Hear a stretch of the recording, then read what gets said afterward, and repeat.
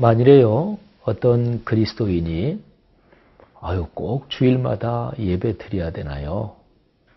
뭐 한 달에 한 번 정도 예배 드리면 안 되나요? 이렇게 만일에 묻는다든지 그러면 그렇게 얘기를 해야지요. 아닙니다.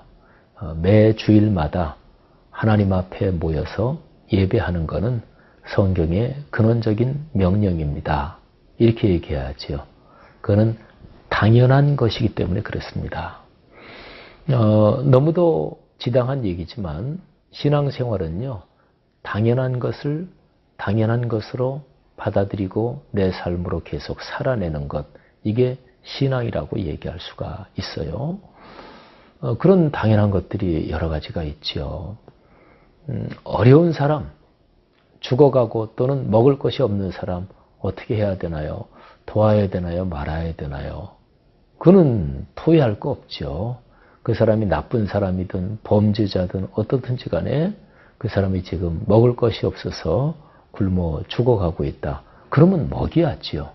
그거는 당연한 것이지요. 예수님이 말씀해 주신 선한 사마리아 사람 이야기에서도 강도 만나서 다 죽어가는 사람, 거기에서 제일 중요한 거는 그 사람이 강도 만나서 죽어가고 있다. 그래서 무조건적인 도움의 대상이어야 된다. 이게 아주 중요한 몇 가지 포인트 중에 하나거든요. 그렇습니다. 그리스도인의 삶은 마땅하고 합당하고 당연한 것, 그게 제자리를 찾는 것, 그걸 기독교 신앙이라고 얘기할 수가 있습니다. 우리의 삶을 한번 돌아보십시다. 정직하게 우리를 살펴봅시다. 마땅하고 합당하고 당연한데, 그런데 제자리를 벗어난 것이 무엇인지 말이죠.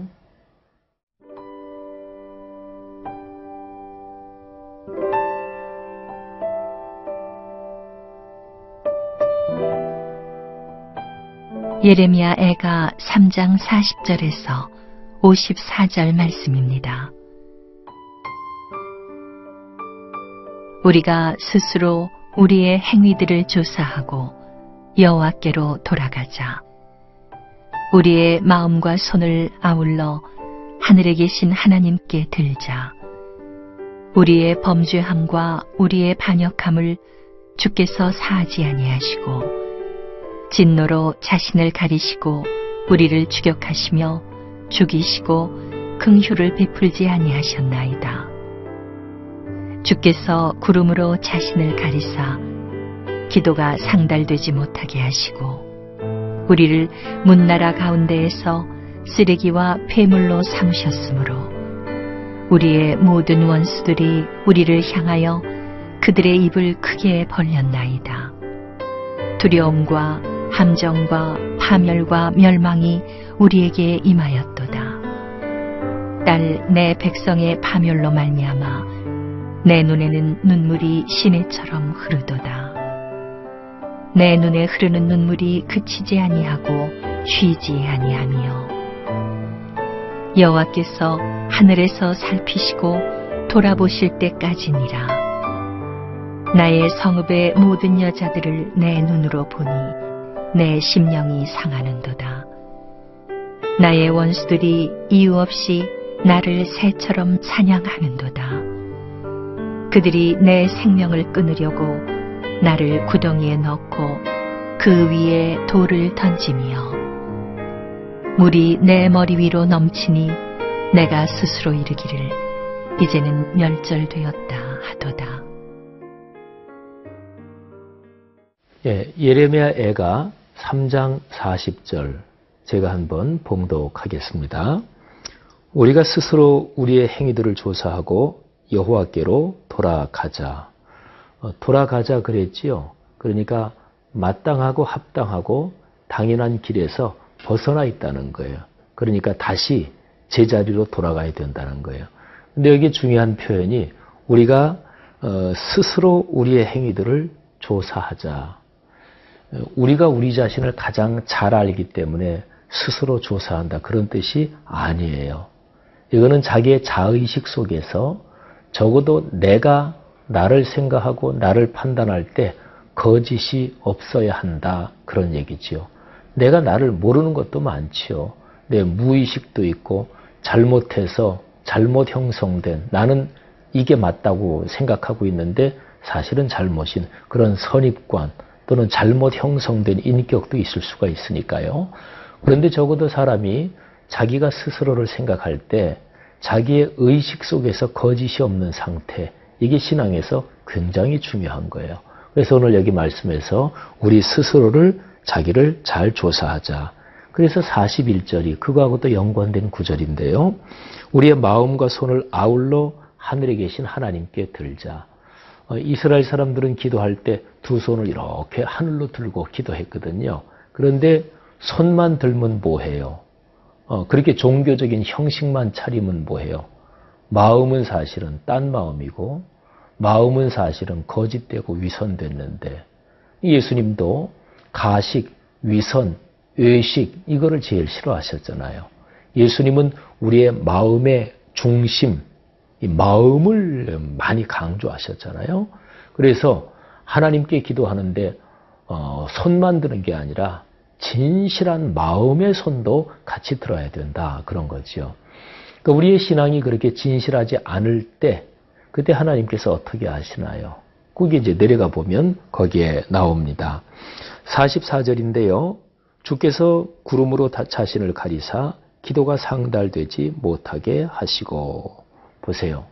하나님께서 우리가 올리는 기도를 당신에게 이르지 못하게 중간에서 막아버리신대요.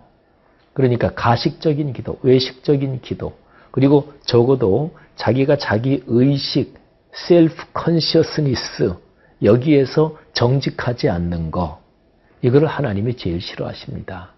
우리 사람이 어떻게 완전하겠어요? 완전하지 못하죠. 그런데 적어도 내가 진실하게 나 자신의 마음, 생각 이걸 이렇게 떠올리면서 거기에서 거짓이 없어야 돼요. 그게 바로 신앙의 제일 기본되는 것입니다. 그런데 신앙생활을 하다 보면 자기도 모르게 이런저런 형식, 제도 그런데 얽매이는 수가 참 많죠. 사랑하는 그리스도인 형제 자매들이요. 우리의 신앙생활에서 자기 자신을 정직하게 살펴서 우리가 거짓과 외식과 위선에 빠지지 않도록 자기를 훈련했으면 좋겠습니다. 그런 하나님의 축복이 우리에게 늘 이어지기를 바랍니다.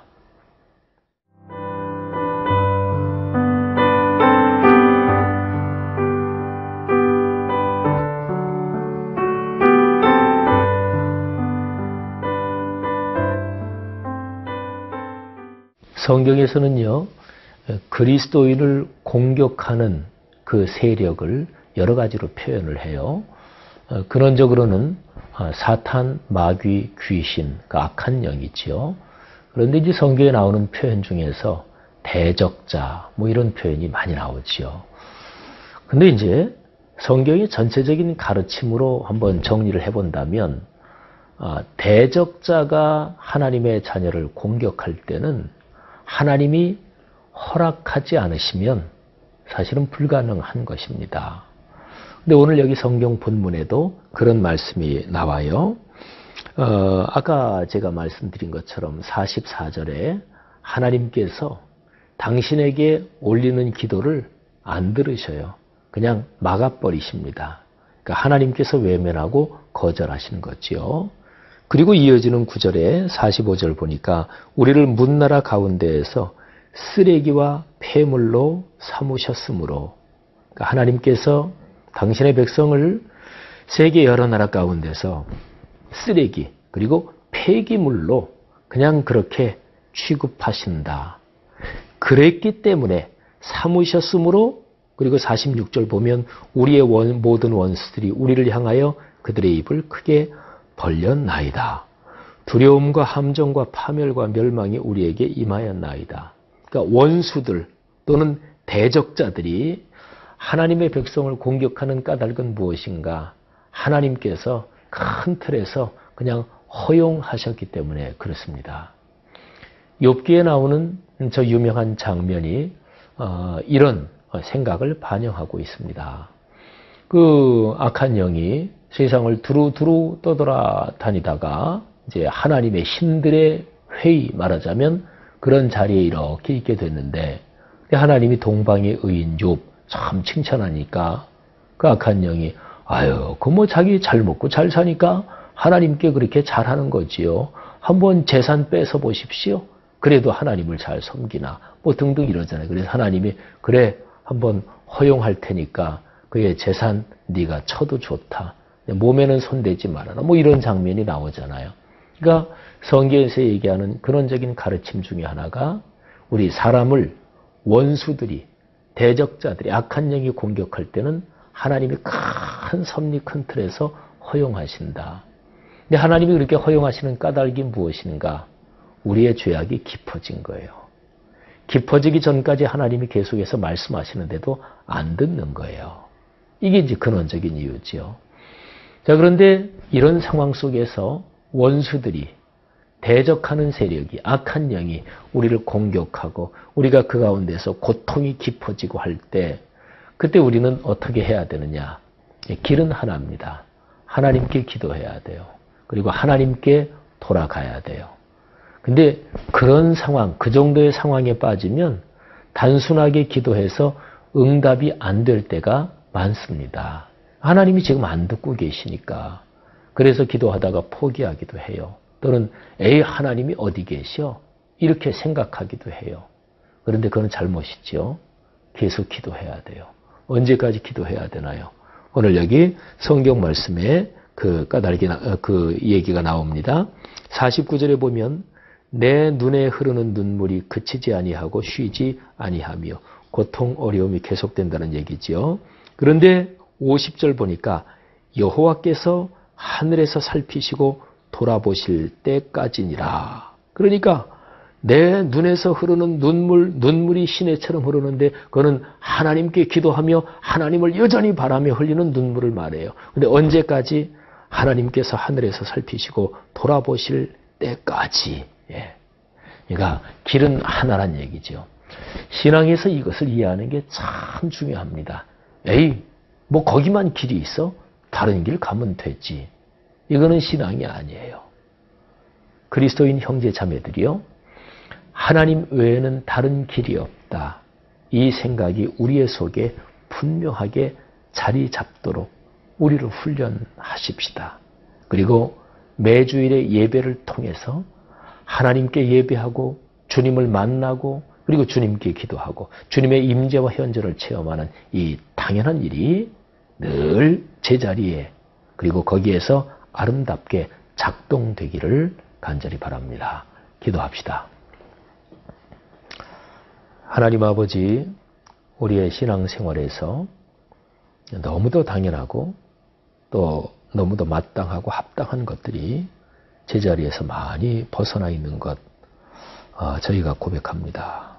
하나님께서 우리 각자 자신과 한국교회 전체를 긍휼히 여기사 마땅하고 합당한 것들 다시 한번 제자리에서 주의 거룩한 뜻을 따라 아름답게 작동되게 하옵소서. 예수 그리스도 이름으로 간절히 기도합니다. 아멘.